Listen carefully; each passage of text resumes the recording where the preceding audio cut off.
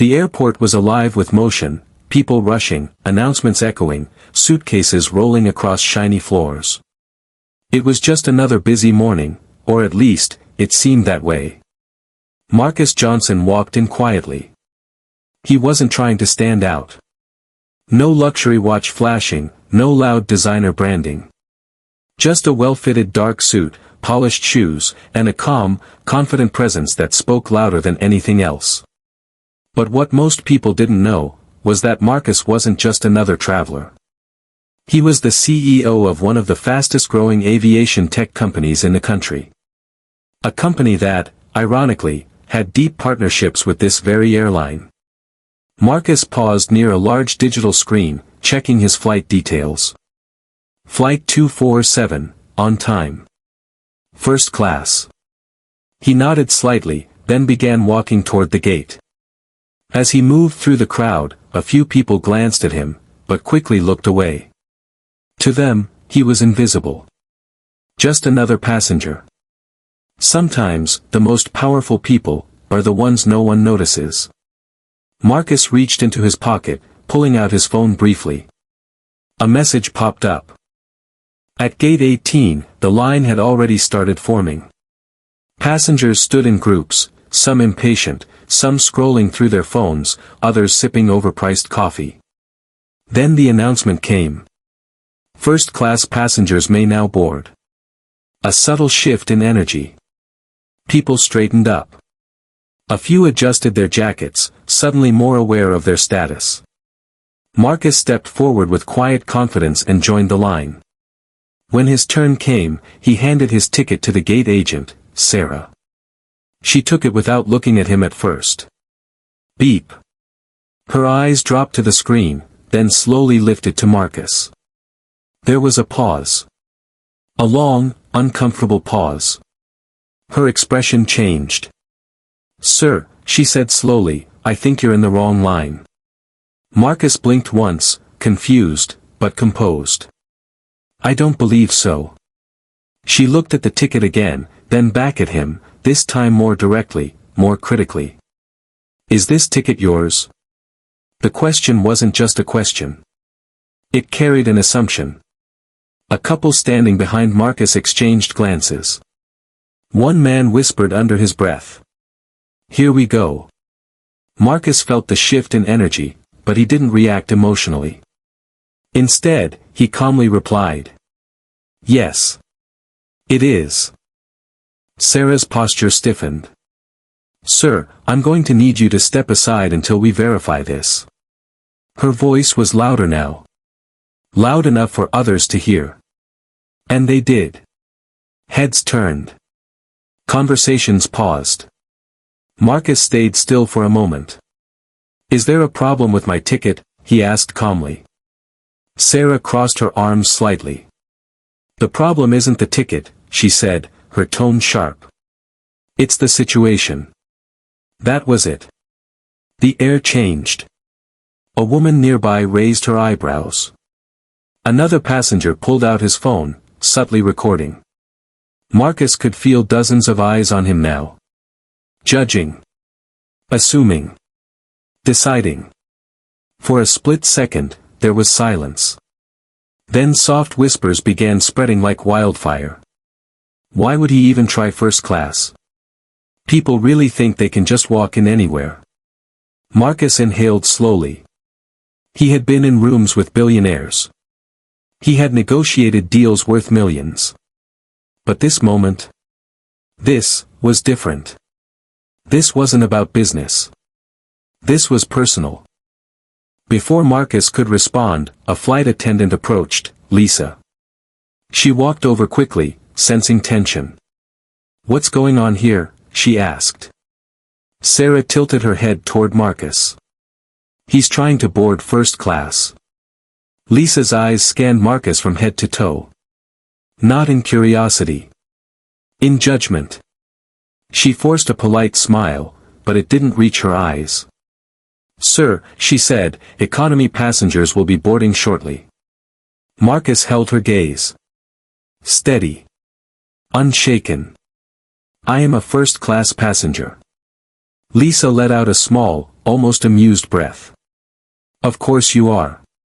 A couple nearby laughed quietly. That did it. Not the words.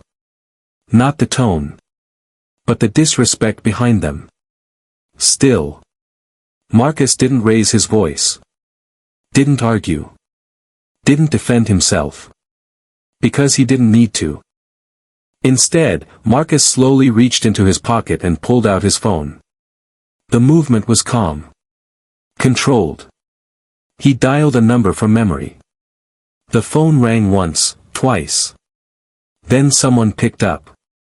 Marcus spoke only 5 words. Delay the departure. Right now. No explanation. No emotion. He ended the call. Sarah looked annoyed now. Sir, if this is some kind of stunt. Marcus cut in gently. It's not. Lisa crossed her arms. Then I suggest you cooperate. Marcus looked at both of them, completely unfazed. I already am. That confidence, it didn't make sense to them. But it made them uncomfortable. Boarding continued. Passenger after passenger walked past Marcus, some glancing at him, others pretending not to notice. A child stared at him curiously before being pulled away by his mother. Marcus stood to the side. Still. Silent. Patient. But inside, his mind was sharp. Not angry. Not emotional. Just, calculating.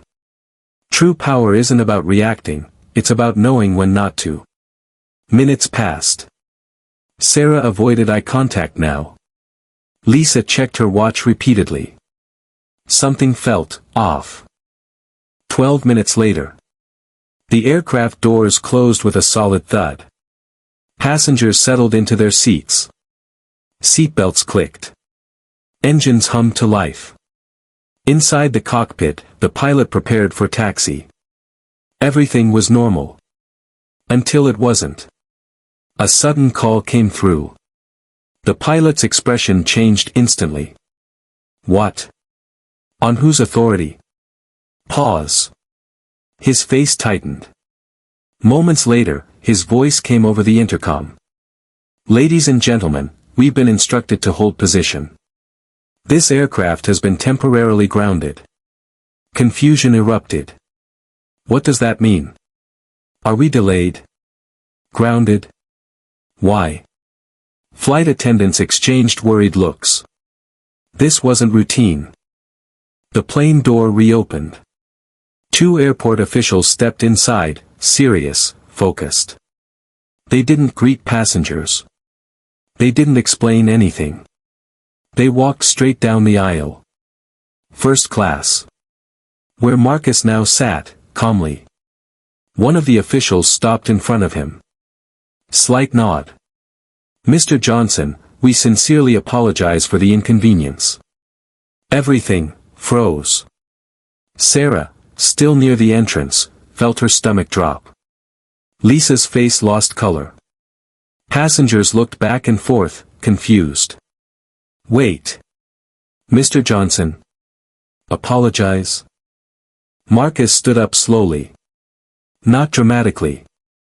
Not aggressively. Just, deliberately. I wasn't denied a seat, he said. His voice was calm, but it carried across the entire cabin. I was denied respect. Silence. The kind of silence that makes people uncomfortable. The official turned toward the cockpit. His tone firm. Captain, you are relieved of your duties, effective immediately. Gasps. A woman covered her mouth. Someone whispered. No way. The pilot stepped out moments later, stunned. This is ridiculous. It's final, the official replied. Marcus stepped off the plane. The cool air hit his face as he walked down the stairs. Outside, airport staff stood in tense silence. Within minutes, news had already started spreading. A few reporters rushed forward. Sir. What happened? Why was the plane grounded? Marcus stopped. Turned. Looked directly at them. Because no one should ever be judged, before they are known. Cameras flashed. Silence followed. Then he added one final line. Respect isn't a privilege, it's a standard. He turned and walked away. Not in anger. Not in pride. But in quiet certainty. Fade to black.